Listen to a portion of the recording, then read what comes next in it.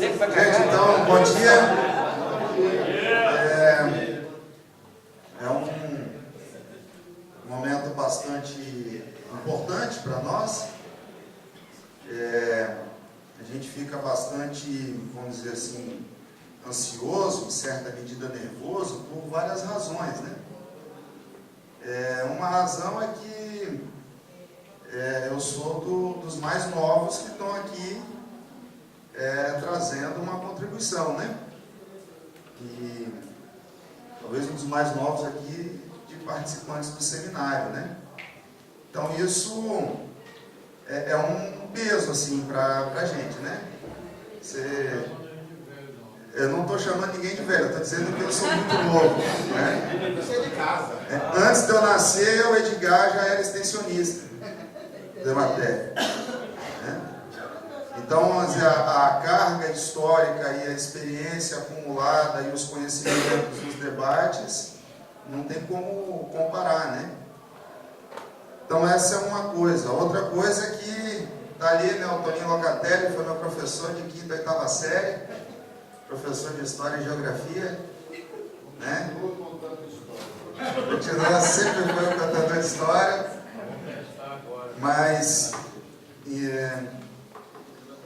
uma outra coisa que nós, enquanto camponeses, enquanto MPA, nós temos muita coisa para dizer para o INCAPé, para o governo do Estado, os extensionistas, os servidores do INCAPé de maneira geral.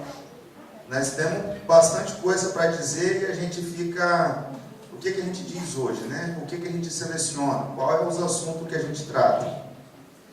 Quando o Samir chegou lá em São Gabriel, em 2005, né?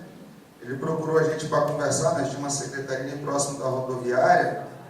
Ele falou, eu queria que vocês falassem um pouquinho sobre o que é o município. Aí nós falamos umas 3 horas assim, igual a metralhadora giratória, e ele anotando e coçava a cabeça e... Caiu na cabeça. Né? A gente falou na boa, né? Sem fazer trava na língua, né? De como que a gente lia a conjuntura do município. Quem é que atuava ali, quem são os atores políticos, como cada um se movimenta, como cada um se posiciona, enfim. O que o Samir disse, aproveitou, considerou, aí é uns 500, né, Samir? Mas, enfim, então, que eu venho aqui trazer algumas questões a partir do MPA, né, do Movimento dos Pequenos Agricultores, que a gente também dialoga no âmbito da Via Campesina, a gente também tem conversado com os sindicatos, né? Com a FETAS, em certa medida, né? Talvez não a FETAS como um todo, mas com partes, vamos dizer assim. Então a gente vem trazer algumas provocações, né? E aquela questão que foi provocada ontem sobre essa demarcação conceitual de campesinato, agricultura familiar, enfim. Então, vou dar umas provocadas nisso aí também, ok?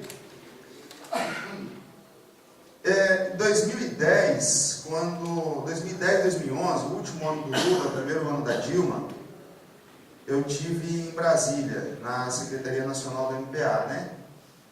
A gente ficou por lá no finzinho já de 2009 e até uma beiradinha de 2015, mas 2010, 2011, né? Os outros 2 períodos era a transição com quem estava saindo e quem estava chegando. E aí um dia, numa das inúmeras reuniões que nós tivemos na Conab, eu cheguei lá e tinha essa frase da Clarice Lispector lá na recepção. Sempre, cada dia, tinha uma frase diferente lá na sede da Conab. E aí um dia teve essa frase aí, eu falei, interessante, direção é mais importante que a velocidade, né? Depois eu pesquisei um pouco, na verdade a frase completa é mudar, ou se é preciso mudar, ou se for mudar, mude, mas sem pressa, porque mais importante que a velocidade é a direção. Aí, enfim, tem inúmeras variações da situação, mas a questão que a gente tem que pensar nesse momento quais são as nossas direções. o MPA, enquanto projeto estratégico para o campo e para a agricultura, é o mesmo projeto do INCAPé? É o mesmo projeto da ASSIM? Uma coisa é o INCAPé, outra coisa é a ASSIM. É o mesmo projeto das escolas famílias, da FETAIS, do MST? Até onde que os nossos projetos caminham junto na mesma direção, até onde que eles tomam rumos diferentes. Eu acho que isso é importante a gente colocar na mesa, para a gente poder dialogar. Então a gente tem que ficar com um pacto de mediocridade, que um faz de conta que falou a verdade, o outro faz de conta que entendeu que aquilo é verdade. A gente tem que botar as cartas na mesa e conversar de boa, né? Então, com respeito, né? Com respeito pela história e trajetória de cada organização, de cada processo, mas colocar as cartas na mesa. Então, eu acho que a partir do momento que a gente coloca as cartas na mesa, que a gente, do ponto de vista mais fundamental, né, qual é a nossa concepção de campo, de agricultura familiar, enfim, a partir daí a gente consegue estabelecer uma agenda comum, né? Então, eu acho que esse exercício é fundamental. Então, é nesse ambiente que a gente traz as provocações aqui. Sobre a questão conceitual da agricultura familiar e camponesa, aí dizer o seguinte: do ponto de vista metodológico, vamos dizer, você tem um conceito puro, que está lá no fundinho, ele é mais abstrato, ele é uma idealização da realidade, e que quando esse conceito vai emergindo ao nível concreto, ele vai se misturando com outras determinações, né? Então, uma coisa é como foram pensados e gestados os conceitos, e a outra coisa é que como esses conceitos foram assumidos na realidade, né? Porque o concreto, né, já dizia o velho barbudo, é uma síntese de múltiplas determinações, né? Então, há um conjunto de coisas. Então, a gente sempre precisa, na nossa discussão, fazer um pouco essa distinção. Olha, do ponto de vista conceitual, categórico, é isso, mas quando isso vai para a realidade, quando isso emerge no concreto, não é exatamente isso. Há variações, né? Nesse sentido, eu lembro 95, 96, porque assim, né, quando meu pai e a mãe, eles eram da Comissão Pastoral da Terra, né, talvez vários de vocês possam ter conhecido o pastor Vitório Krause, né, teve lá no início da Upside Vida, em Rio Cosmose, Santa Maria de Itibá, né, lá no trabalho com a PTA, na época com o Jairo Restrepo, enfim. Então eu sempre matava a aula para ir junto com eles para as atividades, né? Então, nunca me reprovaram por falta, mas sempre fiquei ali no limite, né? E aí, lembro de congressos e eventos da CPT, 95, 96, 98, até uma altura eu ia junto para brincar e atrapalhar, e depois de uma certa altura, né, a partir das aulas do Toninho, eu já começava a ir para assistir os conteúdos mesmo, né? Até porque tinha que fazer os relatórios para mandar para a escola para não tomar falta. Mas a discussão era o seguinte: o que faz com essa pequena agricultura? São 4 milhões de estabelecimentos, são 8 milhões de famílias, né? Ficou aprovado depois, tardiamente, pelo Luz para Todos, com quase 9 milhões de pontos de luz no campo, e ainda mais 1 milhão para serem ligados de outras formas, né? Que são remotos, né? Na Amazônia, no Pará, enfim, no norte do país. O que faz com esse povo? E aí a discussão lá da FHC é o seguinte: olha, é mais barato um carrinho de pipoca, ou um táxi, ou algo assim, do que investir, porque do ponto de vista da agricultura não tem jeito, e esse povo vai embora da roça, né? Então, vai embora para a cidade. Então, aqui nesse período ali, de 1990 para cá, que é o período em que nasce o movimento, tem 3 debates colocados na mesa acerca dessa pequena agricultura, né? Então, um primeiro posicionamento é o seguinte: essa agricultura ela tem que ser sacrificada nos altares do progresso, ela é o óleo queimado da história, é um resíduo anacrônico, é um resíduo do feudalismo.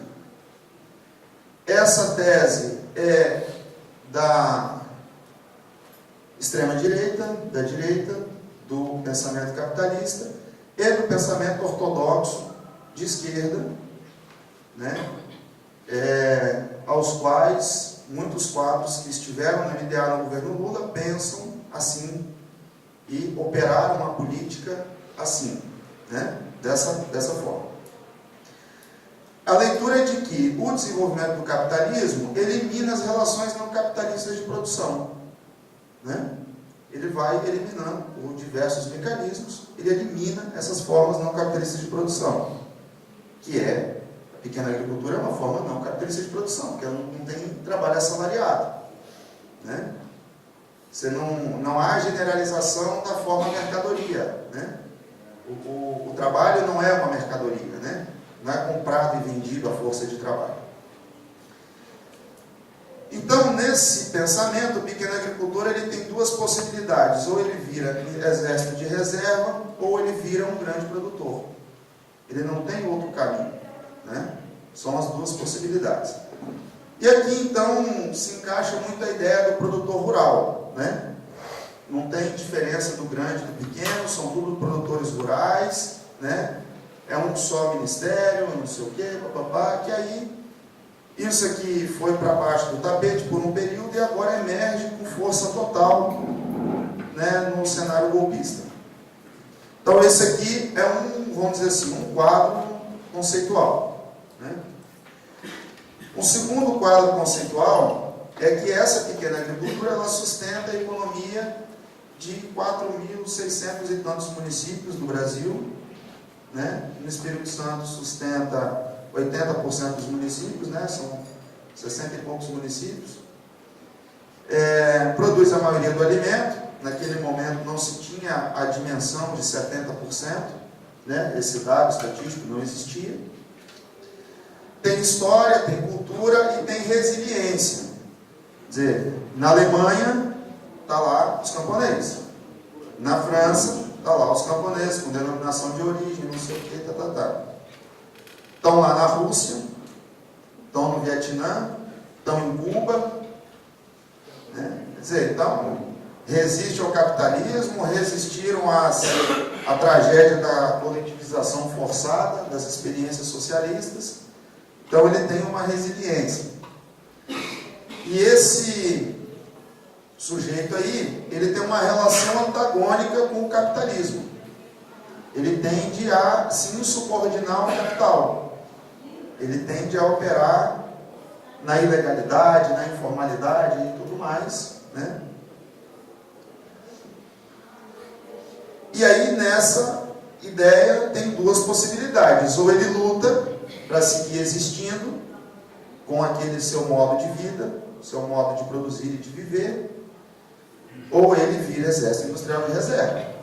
Porque se não lutar, vai, né, 500 e tantas escolas fechadas no Espírito Santo nos últimos 10 anos, né, no campo. Aí você tem, o São Gabriel da Palha não faz mais parto. Para nascer um menino em São Gabriel da Palha, São Gabriel da Palha não tem mais gabrielense, porque ele tem que nascer em Balatina, ou Linhares, entendeu? Só por uma intransigência médica, ou por a ideia do parto natural, coisa assim, que vai ter gabrielense, porque senão vai ter colatinense que mora em São Gabriel da Palha, desde o segundo dia de vida, né? Enfim, então é um desmonte, por isso tem que lutar, enfim. E aqui então está a definição de camponês, de campesinato, né? Então, dentro dessa perspectiva, nós temos uma diversidade de jeitos de ser camponês.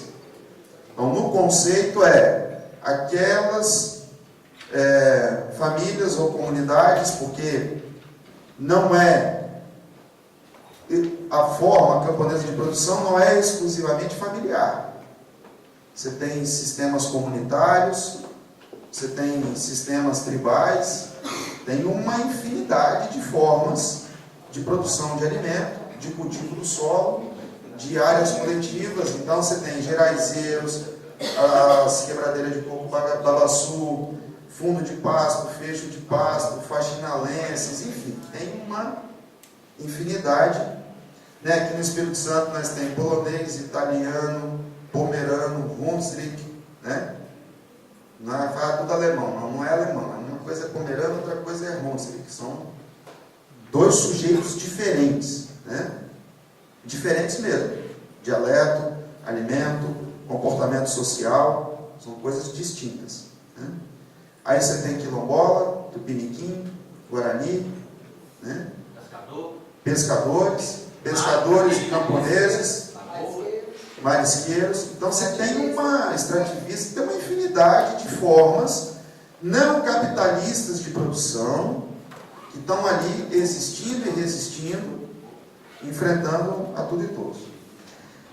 Aí do ponto de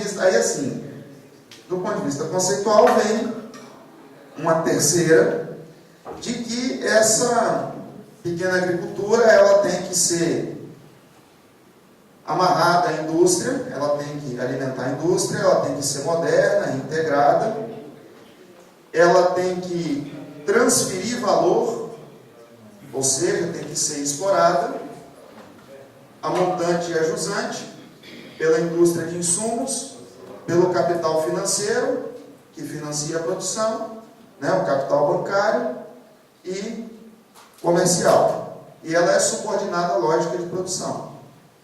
Nesse caso, o pequeno agricultor ele tem que,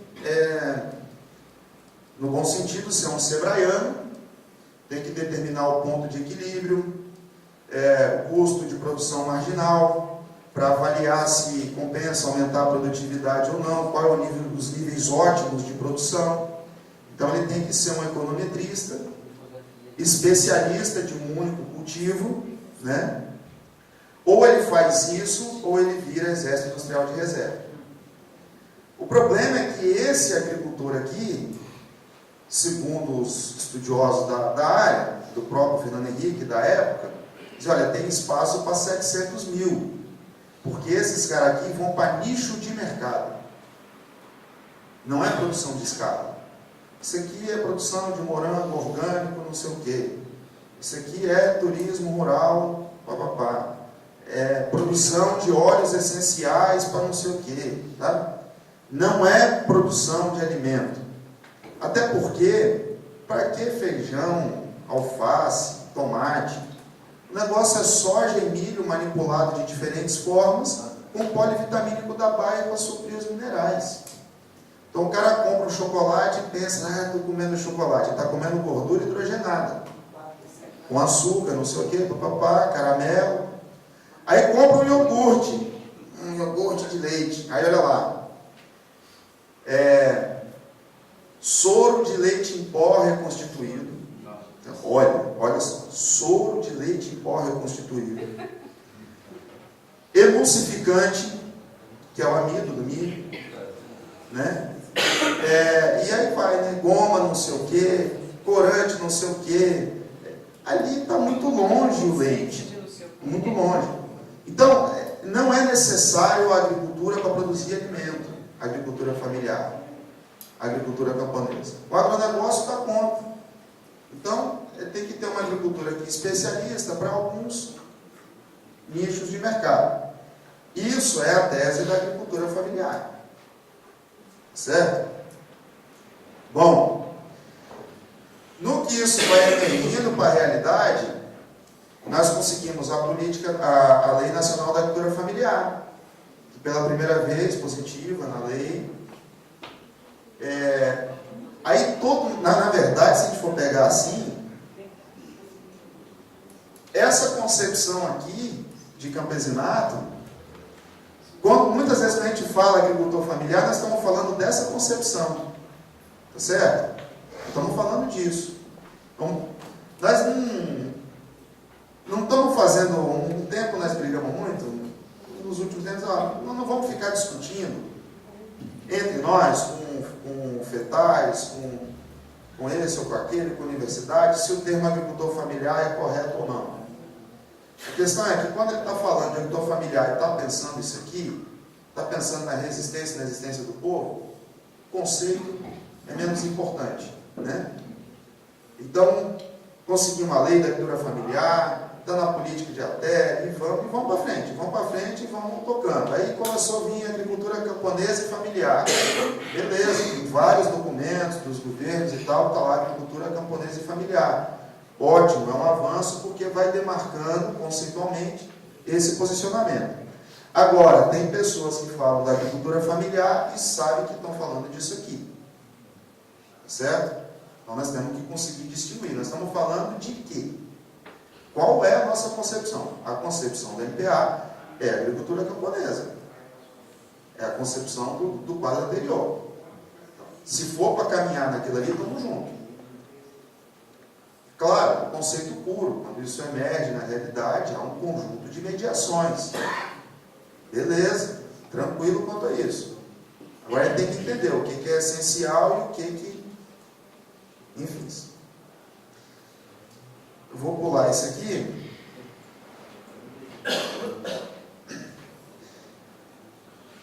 Aqui, basicamente, é o seguinte, é uma abstração de como é que é a estrutura de produção da agricultura familiar e empresarial no modo de produção capitalista. Você mobiliza no mercado tecnologias, insumos e equipamentos, então uma esfera da troca grande, aplica isso, né, a partir do crédito, né, produz um único produto, né, café, no nosso caso aqui, leite, soja, milho, dependendo de cada região. Você não internaliza o custo social e ambiental, você tem endividamento, vulnerabilidade, enfim. Então, se a gente pegasse, por exemplo, assim, indicadores do café.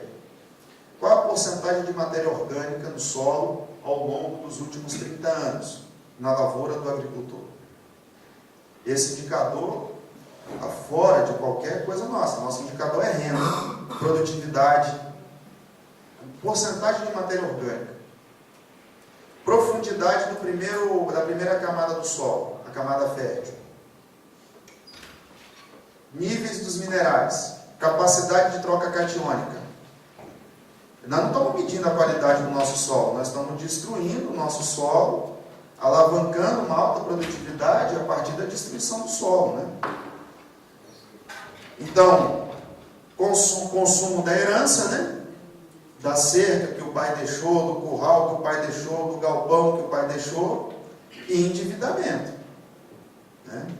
Formar poupança, comprar carro novo com poupança, muito difícil. Geralmente faz um Pronaf para fazer um pasto novo, superfatura o orçamento, gasta metade, com outra metade compra o carro. É assim que a turma opera, né? É assim que a turma opera. Enfim.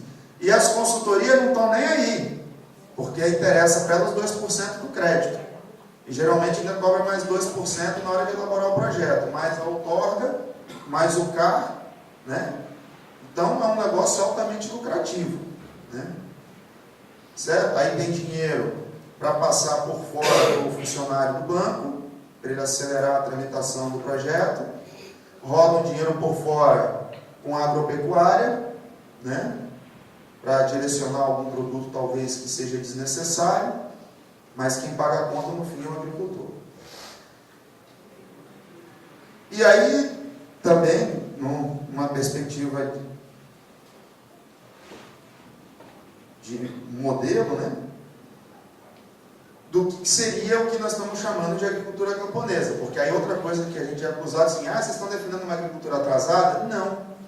Estão defendendo uma agricultura que, se possível, cada camponês tem uma Hilux, porque é ele que tinha que ter uma Hilux para andar naquelas estradas que a gente anda, e não os caras que moram nas cidades. O que o cara quer com uma caminhonete 4x4 em Vitória? A não ser ocupar espaço indevido no trânsito. Agora, lá nas grotas, precisa. Porque o protetor de carro do meu Fit Quad eu já troquei umas 20 vezes. Não tem estrada para andar, pô, né? Então nós não defendemos uma agricultura pobre e miserável, nós defendemos morar bem, viver bem. Aquelas casas que os sitiantes constroem na região serrana, quem tinha que estar morando nela é camponês. Todo camponês tinha que ter uma lareira na sala, uma sala espaçosa, um quintal bonito, né? Não o sitiante que quer ir lá passar um fim de semana, que vai morar numa tulha aí. Poxa, né? Bom, então o que nós defendemos é uma agricultura viável. Aí que tem outro indicador.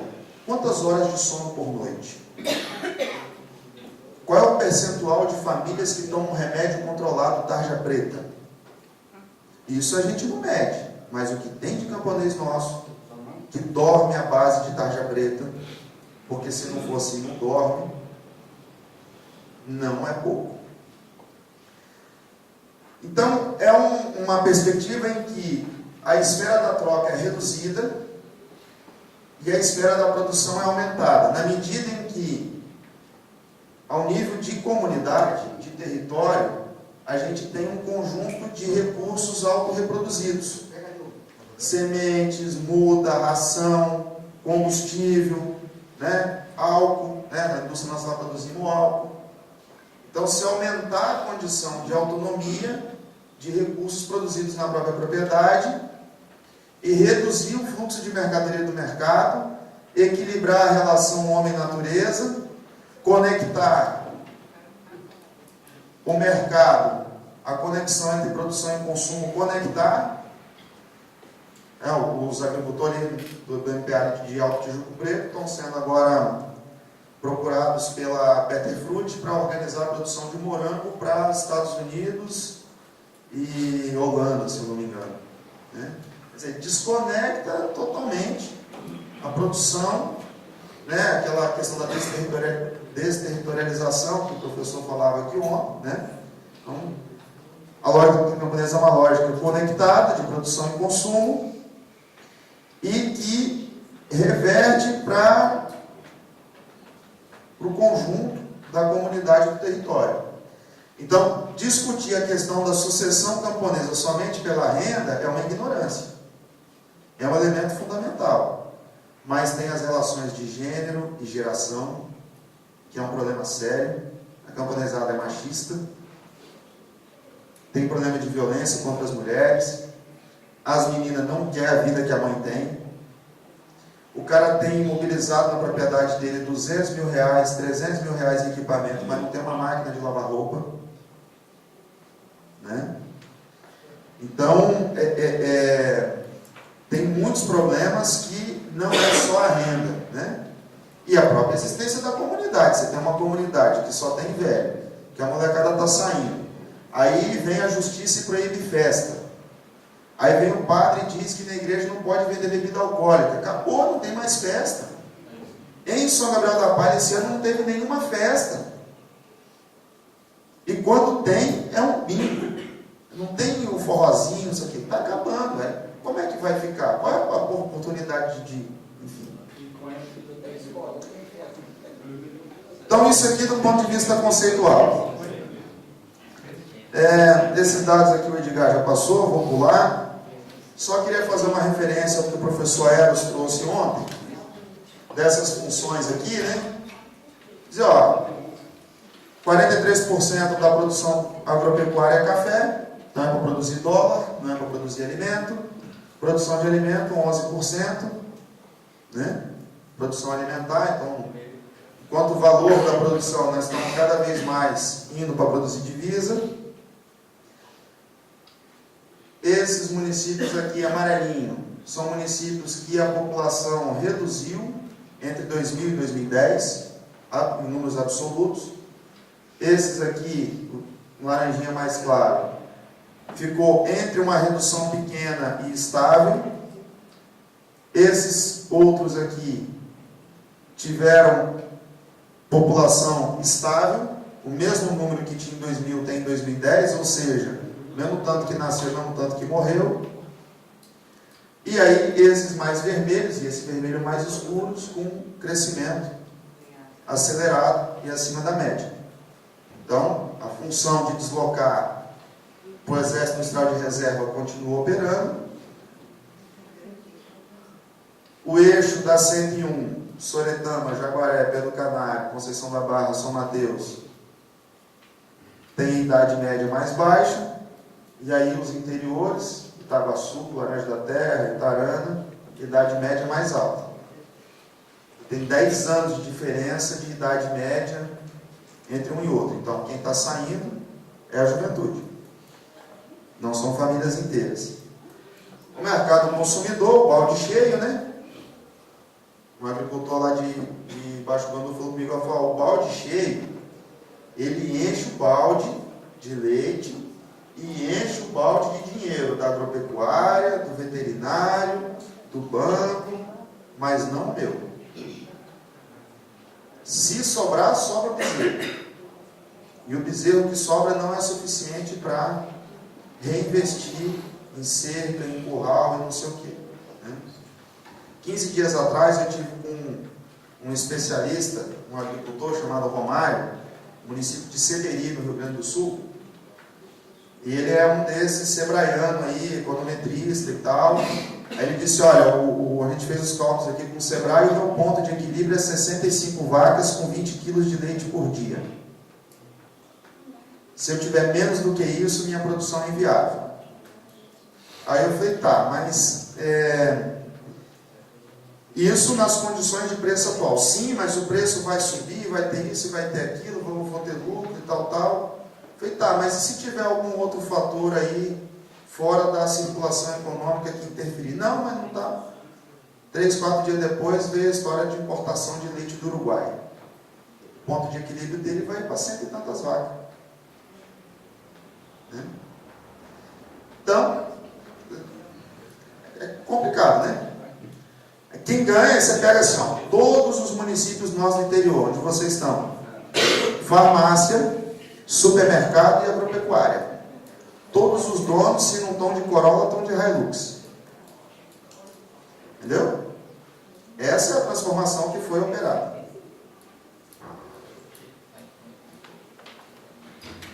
PPA 2012-2015 no Espírito Santo. 10 eixos estratégicos, a agricultura entrou no eixo distribuição dos frutos do progresso. Ou seja, vocês não fazem progresso, vocês não fazem desenvolvimento, são um bando de miserável que tem que apenas consumir os frutos do progresso. Esse é o PPA 2012-2015, de 113 programas, 3 em relação com a agropecuária, 0,26% do orçamento.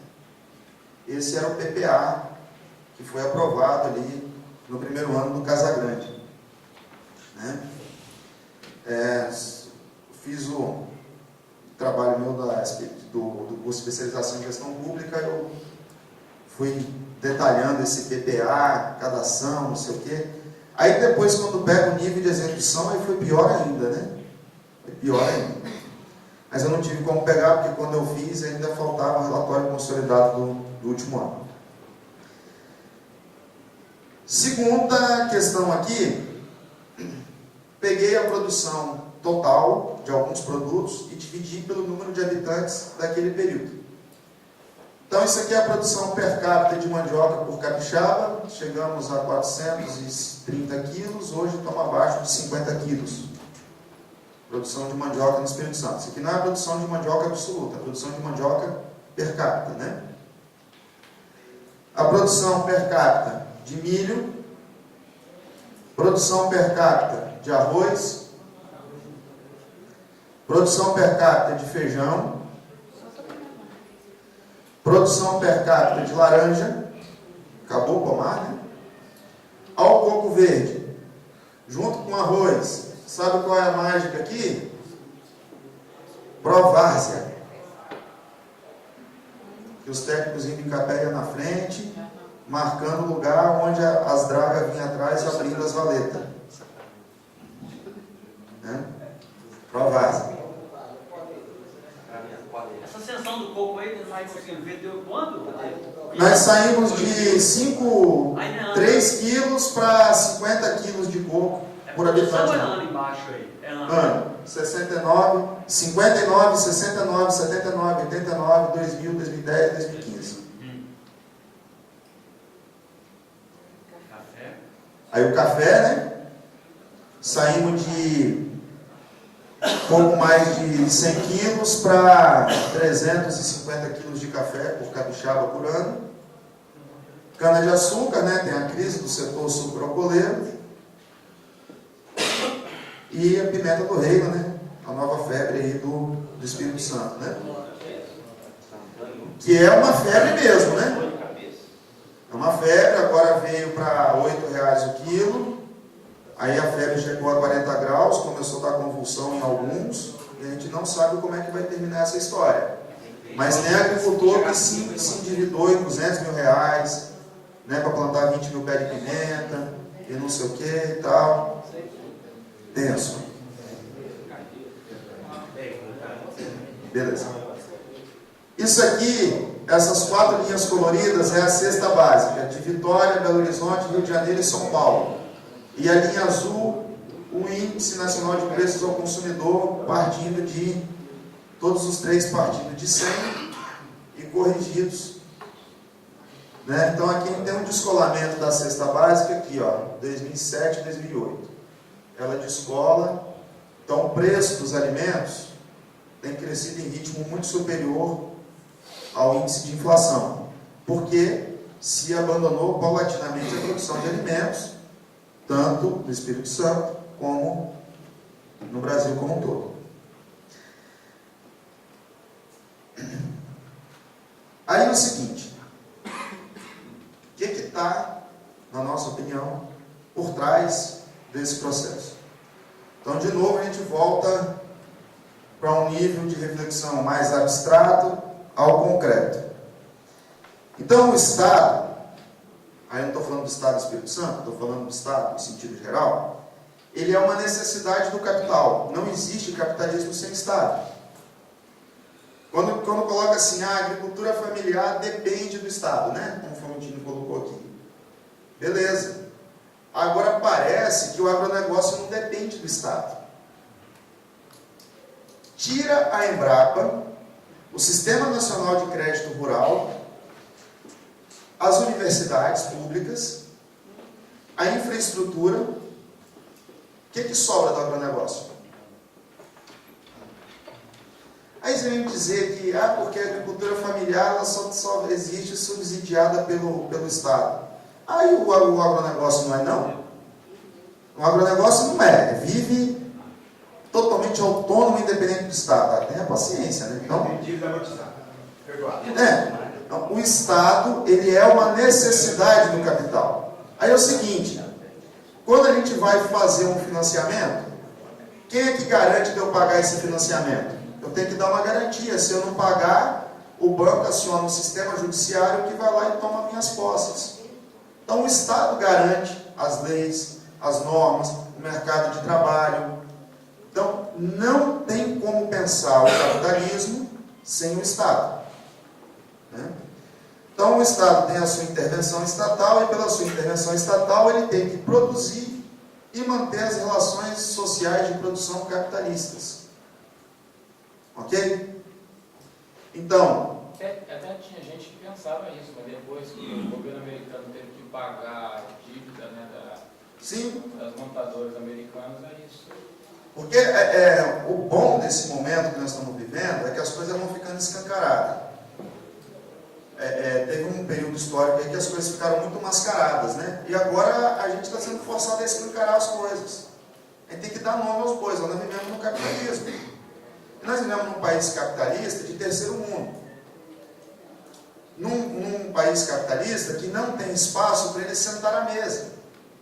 Aquilo que o professor colocou aqui ontem.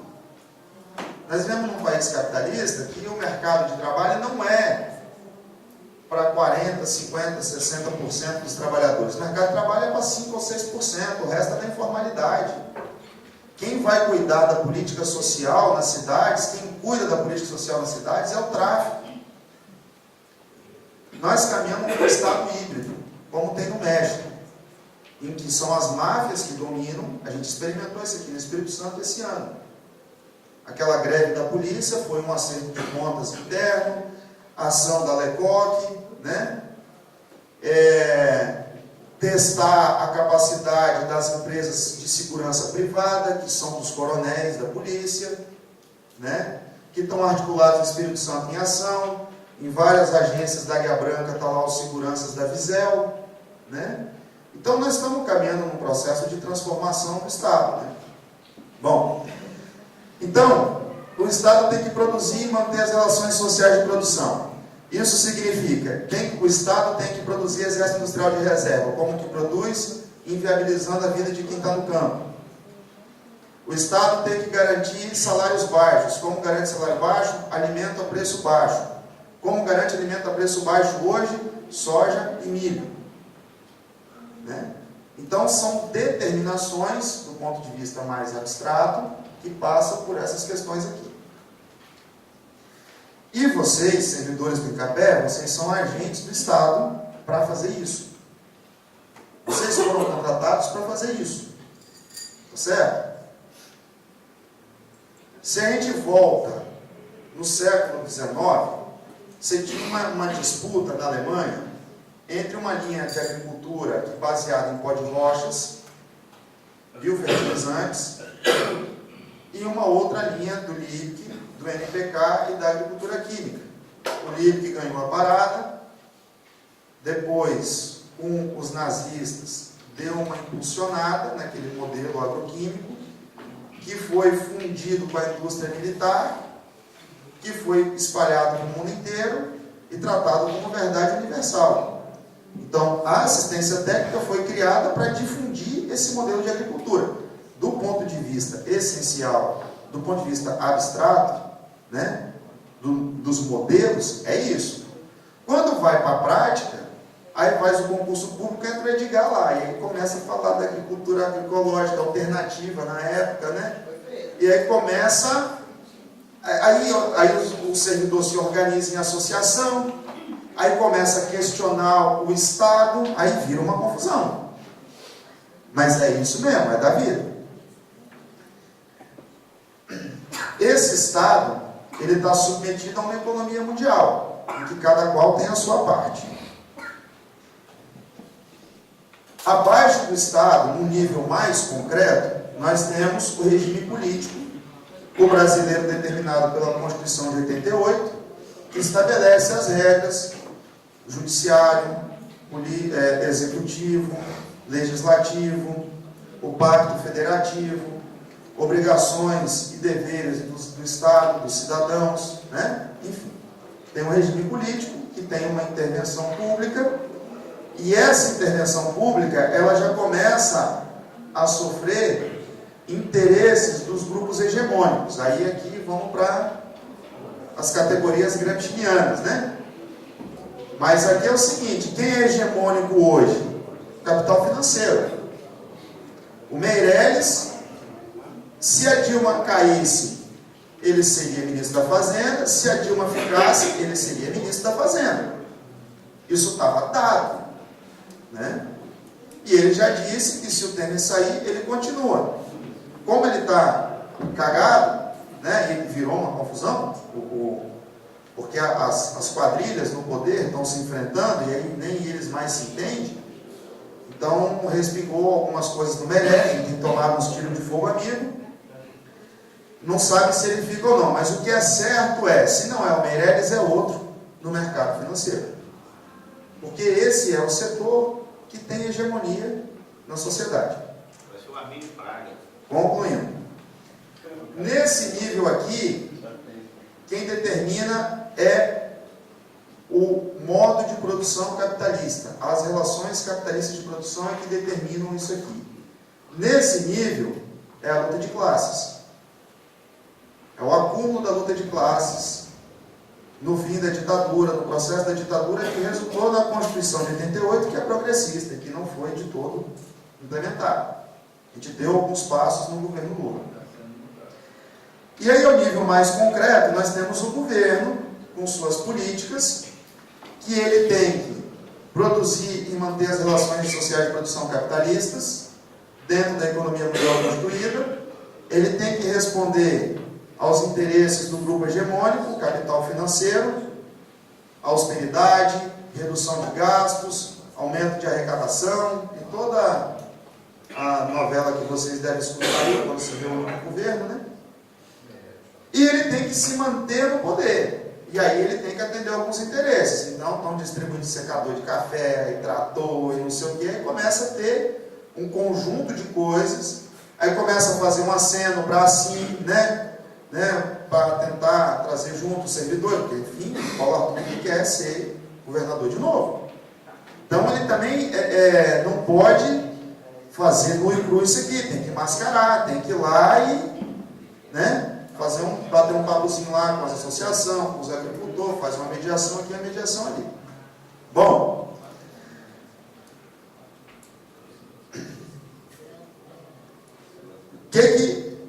por que eu trouxe isso aqui? Para dizer que temos esse processo, nós, enquanto camponeses, nós temos capacidade de influência nesses níveis aqui, e nós podemos, através das próprias políticas do governo, contradizer com as determinações do Estado e criar nível de enfrentamento. E esse nível de enfrentamento ou alarga o regime político e a gente avança para uma sociedade mais democrática, ou ele retrocede em ditadura. Então aqui não tem mar de facilidades. Então nós estamos aqui para dizer o seguinte: estamos juntos para a briga. Estamos juntos para a briga. Agora, se for para brigar contra essas determinações que fazem isso aqui de nós, se for para brigar para fazer isso aqui, e aí nós temos um probleminha, só para concluir. Quando a gente foi com as mobilizações junto com a Assim, tem agricultor nosso que diz o seguinte: mas fazer mobilização para apoiar o Incapé, que esse cara ruim que tem lá no município, que só faz isso, só faz aquilo, só está com não sei quem, com não sei o quê. Então, são as coisas concretas do dia a dia. E aí tem que dizer para o povo: olha, mas uma coisa é aqueles caras lá, outra coisa é a necessidade desse órgão, dessa estrutura para a nossa política. Que inclusive nós temos que ajudar a meter o pé na bunda daqueles lá. Aí, o Incapé, o futuro do Incapé, na nossa opinião, olhando a conjuntura e os relatos, as apresentações, está dado pela política da atual gestão, das últimas gestões, pela posição conceitual de produtor rural, de que o Incapé não tem futuro. É minguar, não reajuste o salário, para o servidor buscar outro concurso, se aposentar, matar em pé, não ter condição de atender as demandas dos agricultores, jogar os agricultores contra o Instituto para acabar com ele, porque não tem mais necessidade dele. Porque as empresas fazem isso aqui. E aí o mundo não é um mar de rosa, as empresas querem ganhar dinheiro. Para mim, essa foto aqui que está no site da Coabriel, ela é muito bonita. Olha a cara de alegria do agricultor e a cara de tristeza do técnico, abraçando os produtos que ele está vendendo. Entendeu? O que as empresas fazem é isso. É isso, E aí, 3 questões. No sentido da direção, que se vocês, enquanto servidores, forem nesse sentido, nós estamos juntos com o que der e vier. Então, a centralidade na produção de alimentos saudáveis. Aí, saudável porque o negócio do orgânico já está muito contaminado por algumas multinacionais, já tem muitos esquemões aí, então, para demarcar do que nós estamos falando daquela agricultura alternativa, lá dos anos 80, produção de alimentos saudáveis. É colocar o baú de conhecimentos e capacidades acumulados historicamente no Incapé para isso. Pegar aqueles 30 projetos de café, reduzir para uns 5 ou 8 projetos de café, sombreado, sem essa necessidade desse monte de insumo químico, um negócio realmente seja sustentável. Segundo, defesa intransigente desses que produzem alimento de forma não capitalista, ou sem exploração das pessoas, da terra, da água, enfim. Fazer a defesa intransigente. E aí, se está usando o termo agricultor familiar ou camponês, não vamos brigar por isso. Só entendendo que conceitualmente, por trás do conceito de agricultor familiar, tem uma construção teórica muito violenta sobre nós. E o terceiro é defender estes que produzem o alimento dos ataques do capital. Quais são os ataques do capital? Eu fiz, por exemplo, uma análise de solo, um cafezinho que eu ia plantar, e fui lá na Coabriel, de São Gabriel da Palha, eu tenho guardado em casa, tenho arquivado em casa, o receituário que me deram. Me deram uma receita de 30 gramas de ureia por pé de café com 3 meses de idade plantado. Junto da receita da ureia veio a receita do ecosulfan. Porque o técnico sabia que ia dar acro vermelho. E ele sabia que ele tinha que receitar uma acaricida, porque ele sabia que eu ia lá dizer, olha, é muito bom. O café deu uma alavancada, deu um pouquinho de acro, mas o veneno que você me receitou resolveu. Desequilibrou o solo, acidificou, salinizou, mas eu consumi um monte e o cara teve uma boa comissão de vendas. Então é proteger nós dessa ganância do capital, e nós temos que começar a rever indicadores. Saúde, horas de sono, matéria orgânica no solo, capacidade de troca catiônica, profundidade do solo. Começar a rever indicadores que apontam sustentabilidade para 50 anos, 80 anos, 100 anos. Porque produtividade, lucro, não resolve esse ano. Aí importa café do Vietnã, pronto, já tem que realterar todo o sistema para, na econometria, na microeconomia, dar resultado. Muito bem, desculpa aí alongar, mas era isso.